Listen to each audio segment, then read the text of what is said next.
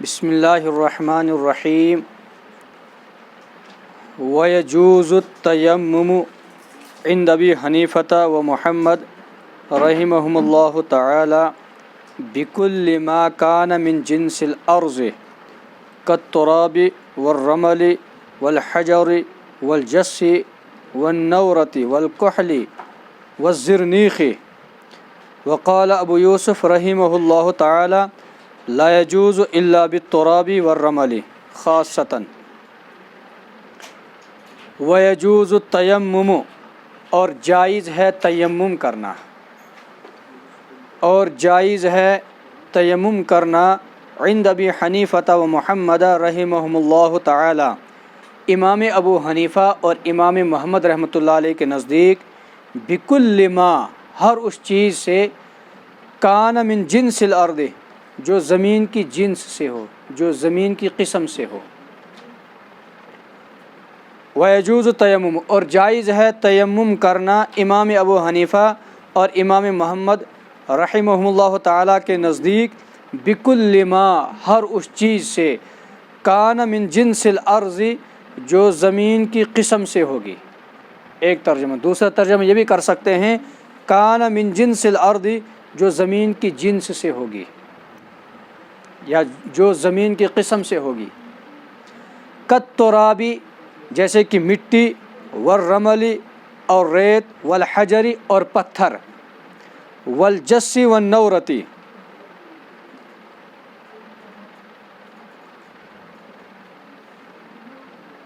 والجس والنورتی. یہ الفاظ الگ الگ ہیں لیکن معنی ان کا ایک ہی ہے، چونا. والکحل، اور سرمے سے، والزرنیخ، اور ہڑتال. ہڑتال بھی ایک قسم کی مٹی ہے. جس اور نورہ دونوں کا مطلب ایک ہی ہے، دونوں کا معنی ایک ہی ہے، چونا. والکحل، اور سرما، والزرنیخ، اور ہڑتال. ہڑتال یہ قسم کی مٹی ہوتی ہے، جیسے ملتانی مٹی ہے یا اسی طریقے سے کوئی دوسری مٹی ہوتی. اور جائز ہے تیمم کرنا امام ابو حنیفہ رحمۃ اللہ علیہ کے نزدیک اور امام محمد رحمۃ اللہ علیہ کے نزدیک، بکل ما، ہر اس چیز سے، کان من جنس الارض، جو زمین کی جنس سے ہے. کالترابی، جیسے کہ مٹی، والرمل، اور ریت، والحجری، اور پتھر، والجس والنورتی، اور چونا، والکحل، اور سرما، والزرنیخی، اور ہڑتال. ہڑتال بھی ہے ایک قسم کی مٹی ہے، اور بعض کہتے ہیں کہ اس کا اطلاق جو ہے وہ جو ملتانی مٹی آتی ہے اس پر اس کا اطلاق آتا ہے، ہڑتال بولتے ہیں اس کو. اور بعض کہتے ہیں کہ نہیں، یہ وہ ملتانی مٹی نہیں ہوتی ہے بلکہ ایک یہاں بھی پائی جاتی سفید مٹی ہوتی ہے. ہاں وہی جسے دیواروں وغیرہ کو لیپا جاتا ہے، اس پر بھی اس کا اطلاق آتا ہے. جی جی جی صحیح. اب کیا مطلب ہے اس عبارت کا؟ عبارت کا مطلب یہ ہے، امام ابو حنیفہ رحمۃ اللہ علیہ اور امام محمد رحمۃ اللہ علیہ فرماتے ہیں کہ تیمم کرنا ہر اس چیز سے جائز ہے جو زمین کی قسم سے ہوگی، زمین کی جنس سے ہوگی.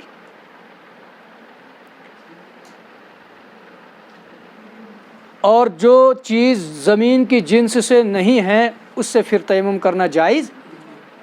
اب سوال یہ پیدا ہوتا ہے، یہ کیسے پتہ چلے گا کہ بھائی کون سی قسم جو ہے زمین کی جنس سے ہے اور کون سی قسم زمین کی جنس سے نہیں ہے، کیسے پتہ چلے گا؟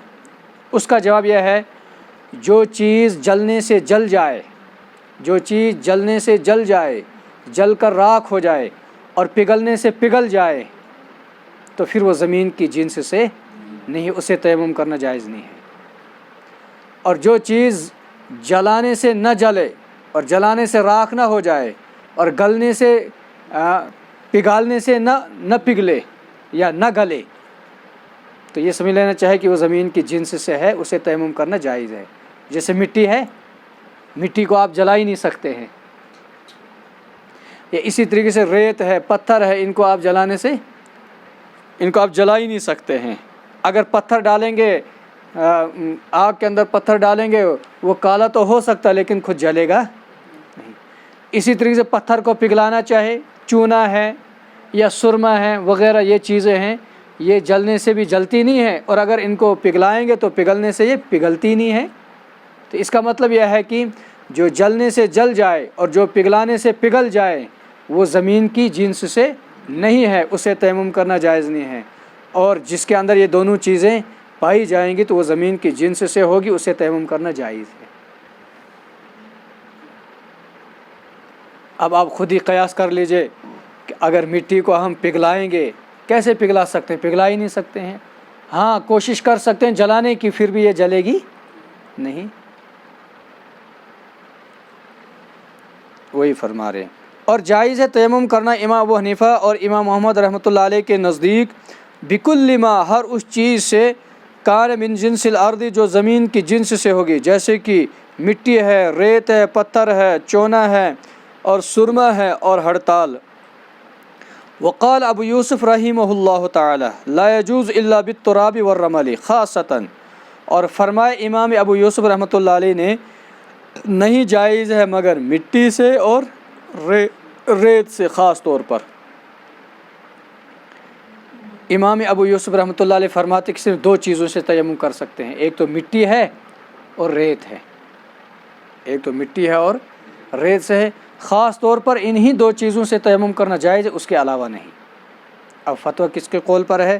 فتویٰ جو ہے وہ امام ابو یوسف رحمۃ اللہ علیہ کے قول پر ہے کہ مٹی ہونی چاہیے، یہ سرما ہے، چونا ہے وغیرہ ہے، اس سے نہیں۔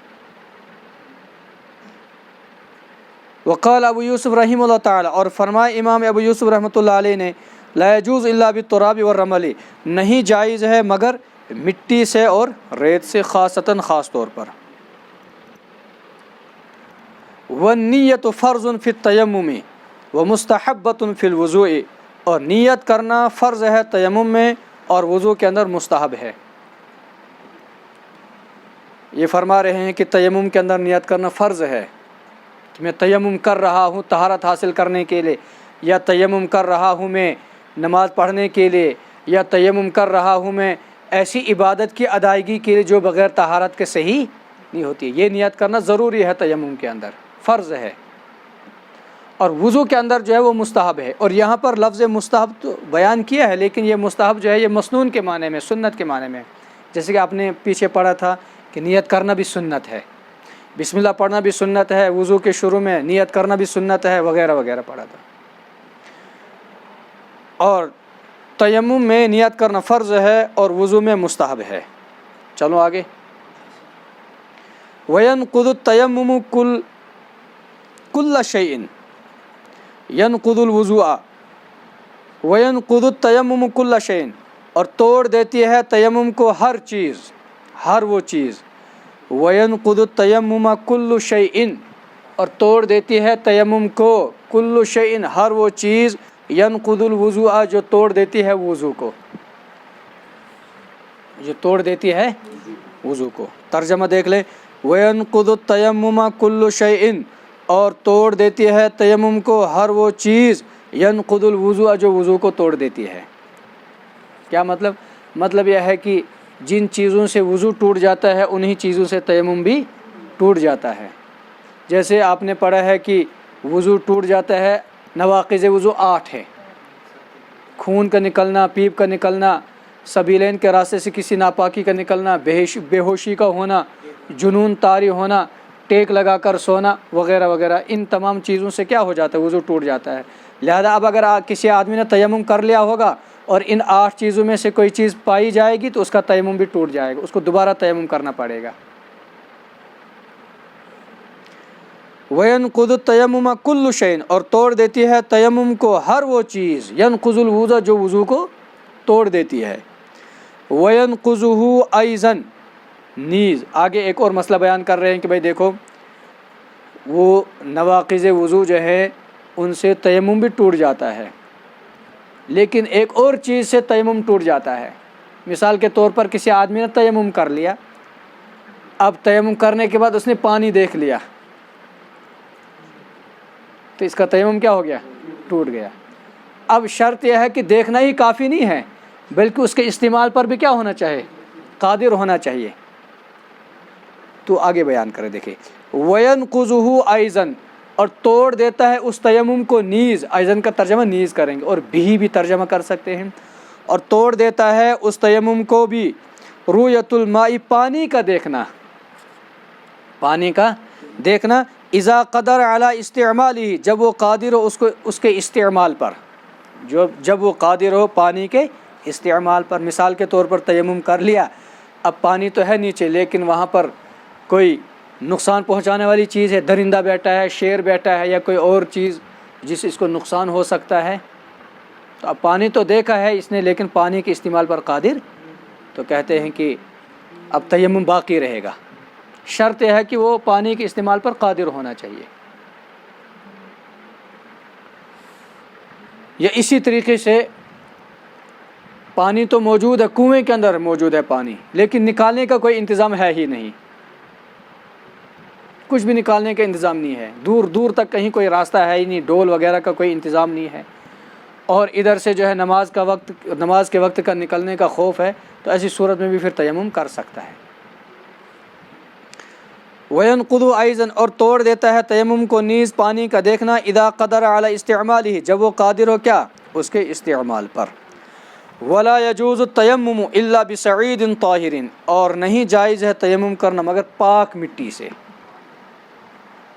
پاک مٹی سے تیمم کرنا جائز ہے، کیونکہ قرآن کریم کے اندر حکم ہے وَلَا فَتَيَمَّمُوا صَعِيدًا طَيِّبًا، تم تیمم کرو پاک مٹی سے۔ اب یہاں پر یہ پاک مٹی سے بیان کرنے کی کیا ضرورت پڑی؟ یہ بھی کہہ سکتے تھے کہ مٹی سے تیمم کرنا جائز ہے، نہیں جائز ہے تیمم کرنا مگر مٹی سے، تو پاک کا لفظ کیوں بڑھا دیا؟ اس کا جواب یہ ہے کہ چونکہ اگر کسی جگہ پیشاب کیا ہو مٹی پر اور وہ مٹی سوکھ گئی ہو تو اس مٹی پر پھر نماز پڑھنا کیا ہے؟ جائز ہے، لیکن اسے تیمم کرنا جائز، تو اس صورت کو نکالنا مقصود ہے کہ کوئی آدمی یہ کہے گا کہ بھائی جب نماز پڑھنا اس مٹی پر جائز ہے، اس جگہ پر نماز پڑھنا جائز ہے، تو تیمم کرنا بھی جائز ہے، تو اس کا جواب یہ دیا جائے گا کہ نماز پڑھنا تو جائز ہے، درست ہے، لیکن تیمم کرنا درست، تیمم کے لیے مٹی کا پاک ہونا ضروری ہے۔ وَلَا يَجُوزُ التَّيَمُّمُ إِلَّا بِسَعِيدٍ طَاهِرٍ، اور نہیں جائز ہے تیمم کرنا مگر پاک مٹی سے۔ وَيَسْتَحِبُّ لِمَنْ، اور مستحب ہے اس شخص کے لیے، لمن کا ترجمہ کریں گے لمن، اس شخص کے لیے، اور مستحب ہے اس شخص کے لیے لم یجد الماء، جو پانی نہ پائے، کیا مستحب ہے؟ اور مستحب ہے اس شخص کے لیے لم یجد الماء، جو پانی نہ پائے، کیا مستحب ہے؟ وَهُوَ يَرْجُو، اس حال میں کہ اس کو امید ہے، ان یجدہ، یہ کہ وہ پانی کو پائے گا، فی آخر الوقت، آخری وقت میں، نماز کے آخری وقت میں۔ کیا مستحب ہے؟ ان یؤخر الصلاۃ الی آخر الوقت، یہ کہ نماز کو مؤخر کرے آخری وقت تک، یہ کہ وہ نماز کو مؤخر کرے آخری وقت تک۔ وَيَسْتَحِبُّ، ترجمہ دیکھ لیں، وَيَسْتَحِبُّ لِمَنْ، اور مستحب ہے اس شخص کے لیے لم یجد الماء، جو پانی نہ پائے، کیا مستحب ہے؟ بیچ میں یہ جملہ معترضہ کے طور پر آ رہا ہے، اور مستحب ہے اس شخص کے لیے جو پانی نہ پائے اور اس کو امید ہو، ان یجدہ فی آخر الوقت، یہ کہ وہ پائے گا وقت کے آخر میں، آخری وقت میں پانی پائے گا، کیا مستحب ہے؟ ان یؤخر الصلاۃ الی آخر الوقت، آخری وقت تک نماز کو کیا کرے گا؟ مؤخر کرے گا۔ فإن وجد الماء، پس اگر اس نے پانی پایا، توضأ، تو وضو کرے گا، وصلی، اور نماز پڑھے گا، وإلا تیمم، ورنہ کیا کرے گا؟ تیمم کرے گا، اچھا، ورنہ تیمم کرے گا۔ کیا مطلب ہے؟ ایک آدمی کہیں دور ہے، چاہے دور ہو یا کہیں آبادی میں ہی ہو یا کہیں جنگل میں ہو، لیکن نماز کا وقت آیا تو لیکن پانی نہیں ہے، پانی ہے ہی نہیں، اب فرما رہے ہیں لیکن اس کو امید ہے کہ مجھے آخری وقت میں پانی مل سکتا ہے، مثلا ظہر کا وقت شروع ہو جاتا ہے تو 4 بجے تک رہتا ہے، مثال کے طور پر 4 بجے تک رہتا ہے، اب وہ آدمی سوچتا ہے کہ بھائی میں اگر 3، 3:30 یا 4 یا 4:30 تک انتظار کروں گا تو مجھے پانی مل سکتا ہے، مجھے پانی کیا ہو سکتا ہے؟ مل سکتا ہے۔ اب جو ہے 4:30 سے لے کر 5 تک جو ہے اتنا ٹائم باقی ہے، لیکن اب جو ہے 4:30 تک اگر اس کو پانی مل گیا تو وضو کر کے وہ نماز پڑھ لے گا، اور اگر اس کو پانی نہیں ملا پھر تیمم کر کے کیا کر لے گا؟ نماز پڑھ لے گا۔ لیکن مسئلہ یہ ہے کہ یہی مسئلہ ہے کہ اگر اس کو امید ہے پانی ملنے کی، پھر یہ نماز کو مؤخر کرے گا آخری وقت تک، اور اگر امید ہے ہی نہیں پھر کیا پڑھے گا؟ اول وقت میں تیمم کر کے نماز پڑھ لے گا۔